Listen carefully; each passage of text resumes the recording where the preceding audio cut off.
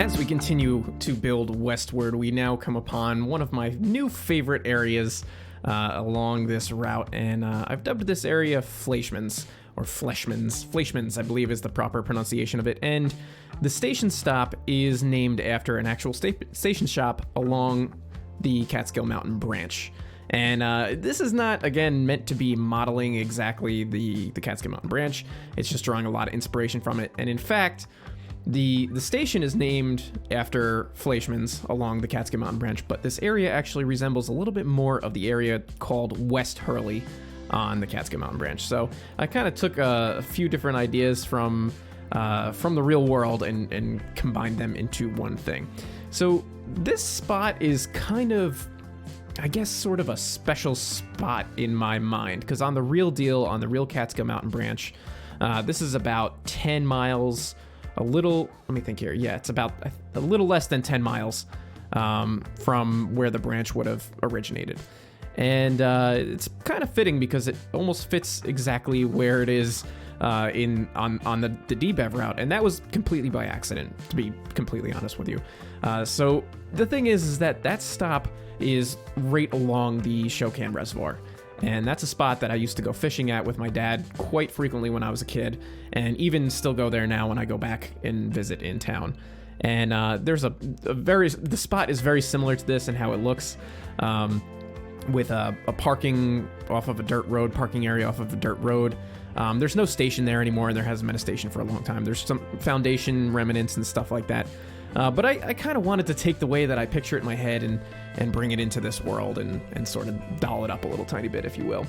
But I also wanted it to still look like it's been out of service or has very limited service. So I threw down this kind of haphazard track arrangement here, which again sort of resembles the real thing, where tracks kind of go off into weird directions and it's hard to picture exactly what their original purpose was. And that's something that I always really enjoy when it comes to old railroads and stuff like that. It's just trying to imagine what the purpose was of these old tracks. And, you know, this set of tracks here over time could have slid out of place. They're not exactly where they used to be. So I wanted to sort of illustrate that. And some people had mentioned that along this line I should have some stored tanker cars and stuff like that, since that's a thing that's happening now. And I'm picturing doing that, and I think in the cinematics they had some tanker cars along those tracks. I don't think it's something that they really did in the early 90s. This is more of a modern thing, like contemporary right now sort of deal. But whatever, I'm gonna include it anyway, just for the funsies. So right next to this area here, I wanted to create a low-lying, I don't even know what the proper term would be for this, just sort of a swampy area. And I thought that this is just like a really cool thing to add, just to kind of break up some of the samey scenery that we keep kind of coming across. So, and it's sort of it's a thing that you'd see along the real right-of-way. These low-lying areas that just collect a lot of rainwater. It's very shallow, swampy, boggy, nasty sort of area. So I wanted to include that adjacent to these tracks because I thought that was just really cool, and it adds some dimension to the overall look of the scene. And I think I get some of it in the cinematics at the end, and I just like the way that it looks, like these dead trees and some of these other trees and stuff like that that are sprinkled in here, and a lot of this overgrowth and underbrush and stuff like that. I think it's a really cool, a pretty cool look. So having said that, I actually get a lot of work done in this episode. It actually probably could have been 2 episodes, because after I finish this area, we do continue to move further west and actually get to the end of the line, which I'm kind of excited for you guys to see, because again, it's based off of the real Catskill Mountain branch, and it just looks really cool.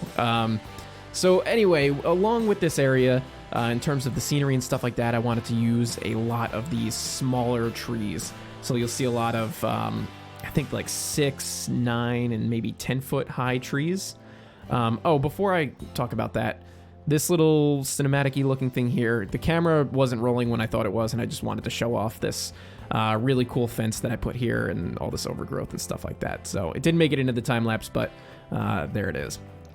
But getting back to what I was saying, I wanted to use a lot of these smaller trees just to indicate like young growth, you know, that these tracks have been abandoned for 10, 20 years or out of service or whatever. And if the tree wasn't right on top of the right of way, they didn't go and cut it down. And actually, I do go ahead and add some stumps. I don't think in this episode. I think in the next episode. I actually recorded both this one and the next episode back to back because of the holidays coming up. So I can't remember which one I included it in, but I do bring in some stumps and stuff like that to just to, again, give some history to the route and illustrate that some trees did grow up between the tracks and they cut them down to bring some trains through. And now, again, talking about history, this is another little spot that I wanted to include here. What are these industries? What was their purpose? I don't know, but I like the idea of having these old, overgrown industries kind of sitting in the woods, just rotting away, and right at this sort of busy track arrangement here. And it just, for me at least, it lets my imagination kind of run wild. Like, what was this area like back in the heyday? Was this a really busy station stop? Was this a really busy industry? Was there like a busy town nearby, or is this just sort of a really rural town? What were the people like who lived around here and used the station and stuff like that?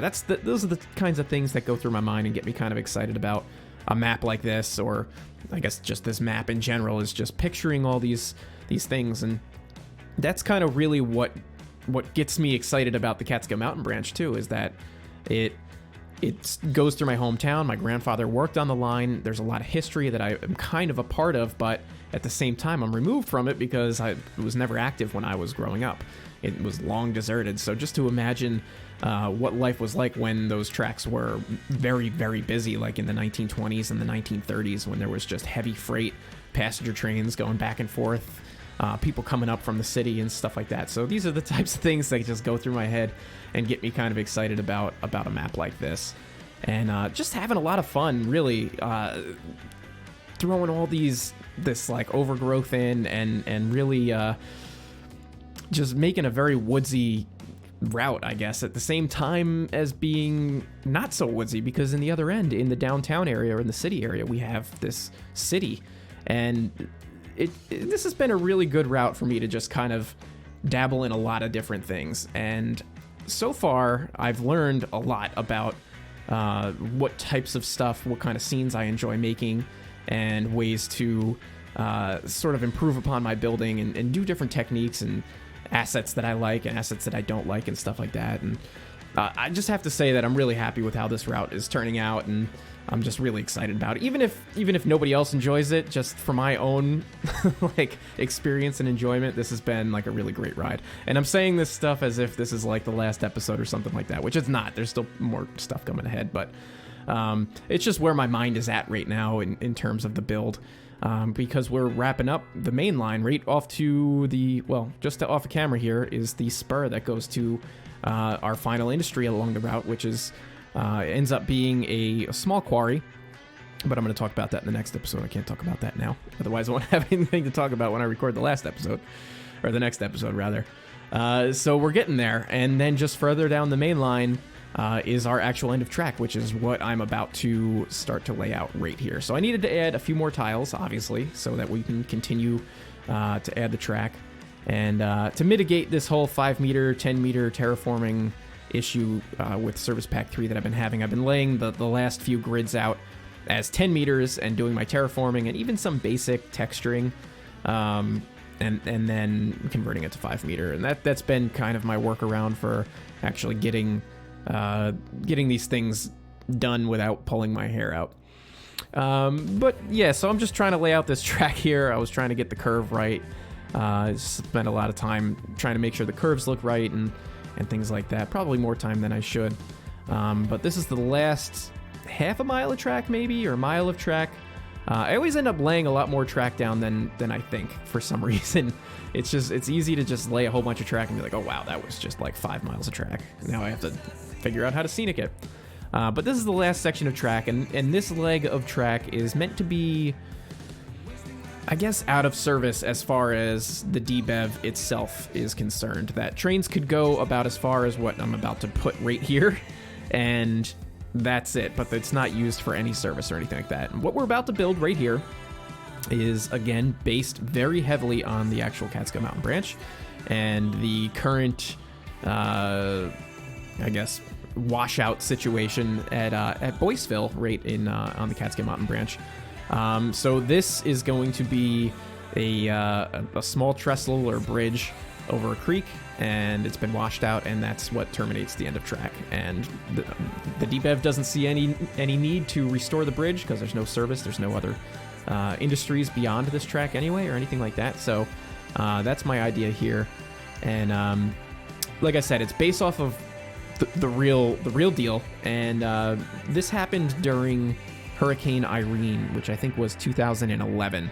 The Catskill Mountain Railroad had all intentions of taking their train from Phoenicia, heading down towards Kingston, east towards Kingston, and they got all the way, track restored all the way down to Coldbrook Station, which is maybe a half a mile from the Boyceville trestle. And during Hurricane Irene in 2011, the trestle was just completely washed away, and it looks just like this. There was 2 whole sections of the trestle that are sitting in the creek bed. I think if you go onto Google Earth and you look up Boyceville and you follow the Catskill Mountain branch, you could actually still see it. It's on the Google Earth images at this point. But there's a lot of pictures of it on the internet, and I honestly didn't look at any photos. I was just basing this off of my own memory of the location. But this proved to be very damaging for the Catskill Mountain Railroad and the Catskill Mountain branch as a whole, because that bridge is never going to get repaired. Well, I mean, we'll see. The lovely politicians in Ulster County didn't want to give the railroad money to restore it, but it sounds like they might put a bridge in for their stupid rail trail. But I'm not going to get into that during this video because that's just a very touchy subject I'm incredibly passionate and whatever about. Okay, so one thing to note here is I had spoken about this in my last video about how I was jumping around, skipping over some scenery bits and bobs because I thought you guys were getting bored from it. I did record the time-lapse for this pretty much at the same time, actually before that previous video went live. So I was skipping, I jumped over a whole lot of scenery stuff. As you can see here, we went from blank tiles to mostly scenic tiles and stuff like that. But you guys gave me a lot of feedback on that, which I really appreciate, and you guys had a lot of nice things to say, that you weren't going to get bored of watching me plant trees and do scenery things and stuff like that, so I appreciate that.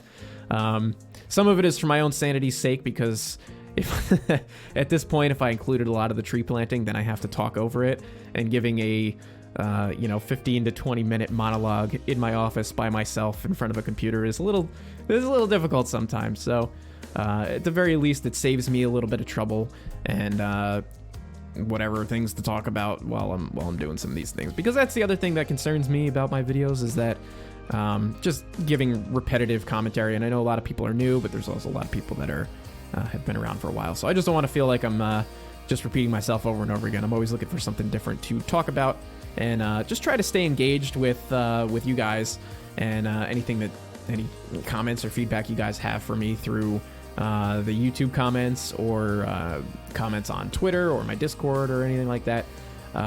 So I always try to keep that in mind. And usually I have a list of show notes that I'm going off of.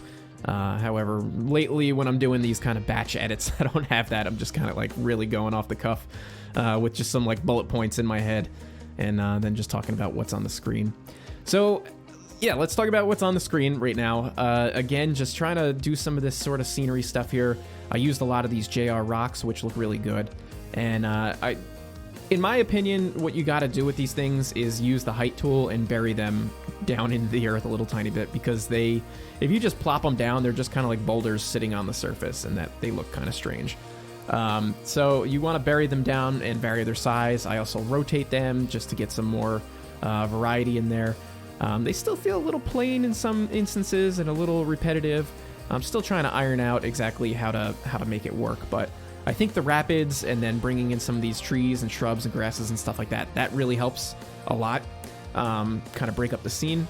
And just for this video, I didn't really go too far away into the woods to complete the scene. That's something that I'll do off camera or during a live stream or something like that, because it's just not relevant. I like getting sort of the look down and the main bits of the scene, and we'll do that together, and then you kind of get the idea. I could do some other stuff off camera and try to make it, bring it together, connect all the dots. So that said, there's still some dots that need to be connected. I did post a photo on my Twitter recently of a full overview of the debev, and you can see how many areas are still not scenicked. I know, like, when you're watching these videos, it feels like there's a lot more done than there probably is, but there's these huge, massive open areas that are just not completed. So there's still a lot of stuff that I have to kind of work in, and whatever. It's coming together. It's coming together really nicely, though. I'm really happy for it and about it. Happy for it, whatever. But that's going to bring us into our cinematics in just a moment, so I'm going to wrap things up here now. If you guys enjoyed the video, please hit the like button down below. That always helps me out a lot, helps more viewers find my channel, and YouTube will help promote it. So if you like what I'm doing, hit the like button. There's also a dislike button. I discourage you guys from hitting that, though, please. And if you're new here and you've enjoyed the video or any of my other videos, please hit the subscribe button. And you could also hit the bell icon to be notified when I post a new video or when I do a live stream and things like that. If you're also interested, you can become a Patreon or a patron at Patreon for as low as $1 a month. All the benefits are there, and there's a link down in the description below. So with that said, guys, I'd like to thank you guys for watching. I've got one more video lined up for 2018, and that should be coming at you next Friday. So I'll see you then.